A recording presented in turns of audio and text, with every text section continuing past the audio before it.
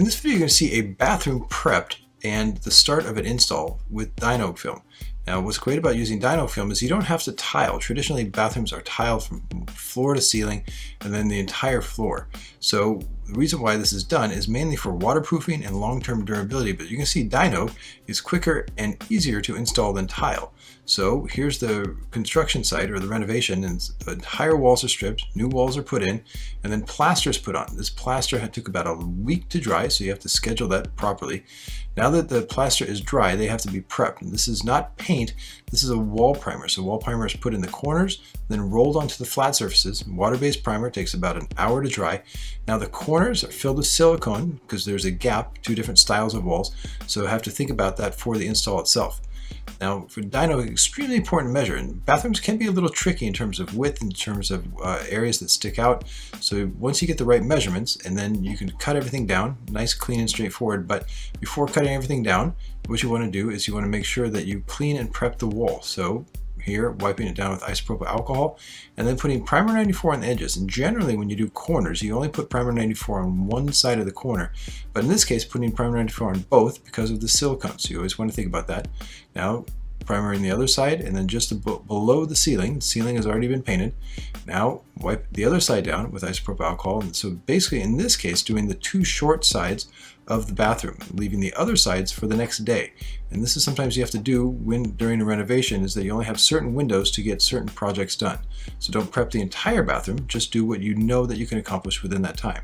So putting a fresh buffer on the squeegee, rolling the panels out, and then going for the long panels. These panels were actually cut down the day before because that was the window for cutting down the panels. And now the focus is on the long panel. Very important to cut the liner correctly. In this case, doing a 4-inch cut on the side. Flip the panel over and going to do another 4-inch cut on the side. So basically the panel is going to fit snugly right into left and right corner of this long section. So once the long sections are cut, then you can do a zipper cut right in the middle. This is a special tool from Yellow Tools, nice one there. And then here do a 4-inch cut from the top. So once the cuts are set, now bringing the level in there and going to the bathroom. But again, this is a renovation, so talk to the guy who's painting the hallway now and say, I got to sneak in. So you sneak in, then shut the door so you keep the dirt out. And now just setting the panel up. Very important to just make sure it fits top to bottom, left to right. So I'm fitting it up, making sure it fits. Very important to do this. Don't rush this process, because generally when you cut the panels for walls, they fit in there like a puzzle piece. You generally only have, let's say, 1 inch of bleed left or right. So if you go off, it can really come up short, and that'll be a really big problem because you have to redo the panel. So here, what you'll notice is with Noc film, because it's 8 mil, it can be a little funky getting to the corner. So for me, I'm just playing with different techniques here to see if it fits properly without it wrinkling, because this is a metallicized film. So I stick it in there, and that's a good technique, but later you'll see a really, really good one. Then I make sure I tuck it in nice and clean. It's a very hard squeegee, and then I cut it, just the film, not through the liner itself, release it, then tuck it in nice and clean. Very, very straightforward there. Once that's done, I can release the middle section there. Remember, I made a 4-inch cut on either side, so I'm not squeegeeing all the way to the walls. I'm just squeegeeing that middle section. Once that section's done, all the way down to top and bottom, always try to keep your backing paper on, and that helps keep dirt from jumping on underneath the adhesive. And notice here that I cut the panels short on purpose because there's molding going on the floor, so that's going to come later. So always, if you can talk to the contractor and say, hey, can you do the floorboards later? I'm going to install Noc, and that helps skip a step in terms of cutting. So that always think about that. Now, cutting the corners, just the same. In this case, the corner is right on a door jamb, so I just do a cut right into the corner flush. But in this case, using a really cool tool from Yellow Tools, where I'm cutting about 1/8 of an inch round the corner. Once I make that cut, release the film, and now I tuck it in, and literally the material is wrapping slightly around the corner, and you'll see how when I do the final piece, I'm going to do a slightly different cut so it fits in like a puzzle piece. So here, flush cut, top, wrap around. So repeat the exact same steps for the other side. So cut about 1/8 of an inch extra, not too hard. You can see I'm just pulling the film, the liner is still not intact. Then I release the liner, now squeegee down tight. And it often happens is the painter snuck in while I went to go do another job. So while the painter's there, I ask him how long he's going to be there. He says he's going to be there about 45 minutes to an hour. So to keep my flow, I'm prepping the hallway panel, which is another video in this series. And then the contractor, Ulf, really good guy, is going to come in and just prep the toilet. So I see that now I'm losing more time. So during this time, to continue my flow, and I'm prepping planks for the office. So always try to, with the Noc installs, in this case there's lots of Noc installs, try to always just have another project on hand during a renovation so you don't have to just sit around waiting, which means losing time and money. Now this panel is right where the toilet is, and there's two panels. One is short, one is long, so make sure you grab the right panel because there's only, like I would say, a 5-inch difference between the panels. And then here, playing with the corners again, same cuts, 4-inch cuts on the side. Then you got the 4-inch cut at the top, the zipper. Once I release the zipper, now I can go straight for the ceiling there, and just playing with different techniques for the corners. It really fights me there, and I can see, that creates a little bit of shape. I see some light bulbs going off of how to really rock that corner nice and clean. So now I'm tucking in with a hard squeegee right now, just trying different shapes to see which one works best, and I really like that handle one right there. Squeegeeing left to right, even techniques. Notice that the backing paper is still on the sides. And normally here I would just use a tool to cut, keep it buffered, but there's a gap between that top section there, and I'm just going to tuck the material down nice and clean. It doesn't even have to be straight, because later at the very end of the part 2 of this series, you're going to see that filled with silicone. Now instead of using that special tool from Yellow Tools, what I'm using is just simply a ruler. It's a nice thick edge, and I'm creating the overlap for the panel on the corner. So you can use lots of different tools there. Some people use a paint stirring stick, but a ruler is good, and then if you want a special tool with a handle, Yellow Tools makes a good one as well. So once I release the liner, you can see now I'm going to tuck it in, and that's going to create that really nice overlap so you get a full coverage on the corner when I come in with that second piece. So once Olaf removed that piece of the toilet, I noticed that it was exposed. This had been prepped earlier with wood primer. Now it's exposed with just raw wood, so I'm going to prep it, and that's now the next stage for part 2. Thanks for watching. Justin P.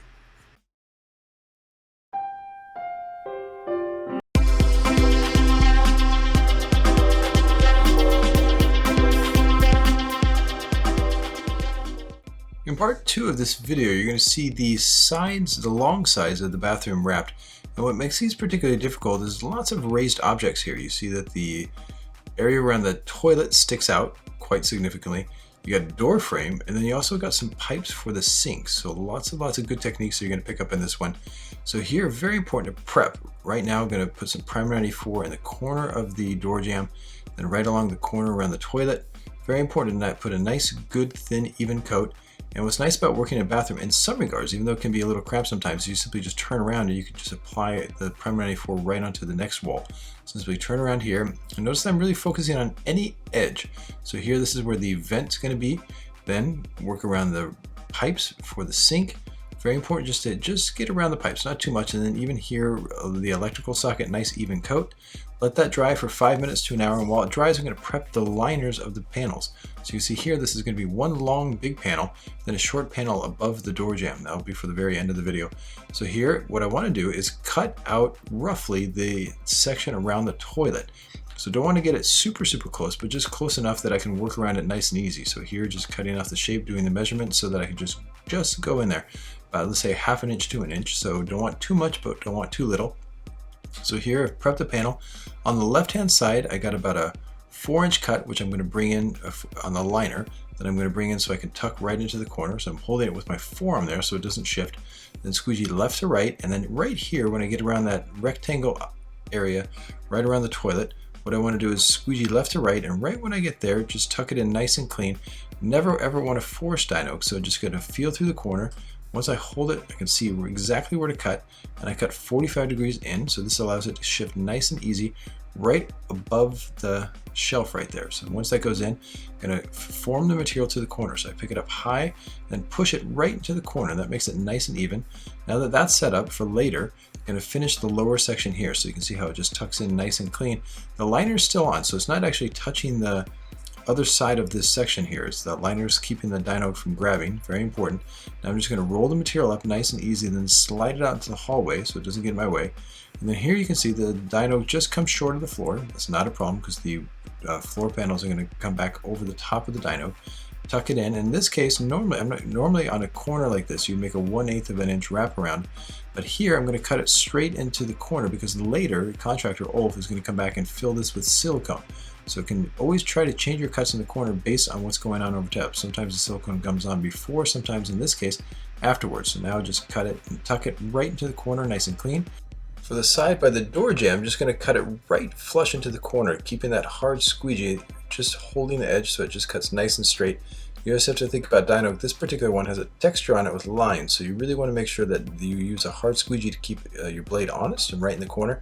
Then I'm just going to squeegee it in and come back later and actually fill that with silicone. Now here is just keep 1 inch of the liner on for later. That's going to be a double cut butt joint. And then always re-squeegee the surface to make sure it's 100% on. Now for the corner, this is right here I'm making it just a standard cut, just cutting the Dyno, not the liner, and the cut here cutting right into the corner, because earlier, if you remember, I made that 1/8 of an inch wraparound. So you always got to remember that the piece that's coming into the corner on the second leg is just going to cut right in, so no need to overlap. That's what you did before. So 1/8 of an inch overlap on the first piece, cut it right to the corner for the second. Now here I'm going to use a technique that I mainly use for car wrapping. When I work on an antenna once in a while, I picked this up from John Duver, a very good installer in St. Louis.